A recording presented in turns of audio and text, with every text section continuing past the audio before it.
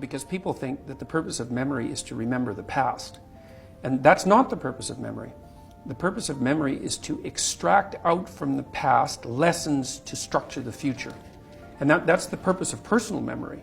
And so you're done with a memory when you've extracted out the information that you can use to guide yourself properly in the future. So if you have a traumatic memory, for example, that's really obsessing you, if you analyze that memory to the point where you figured out how you put yourself at risk and you can determine how you might avoid that in the future, then the emotion associated with that goes away. So memory has a very pragmatic function.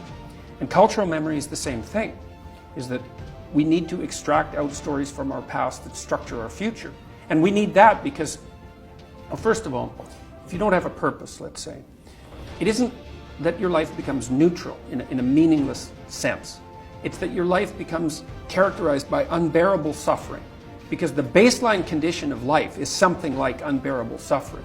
And what you have to set against that is a noble and worthwhile purpose. And hopefully your determination of that purpose is buttressed to some degree by the wisdom of the past, because you can't conjure something like that up on your own.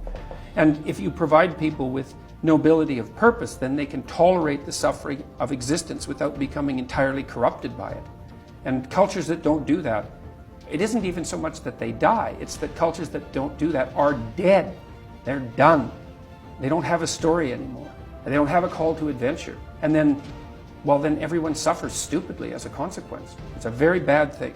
So Churchill made the same observation that many of the great psychologists and philosophers made in the early part of the 20th century. It's like, bring the story forward and propagate it and make it the most noble possible story. And then you motivate people to transcend themselves, which they need to do.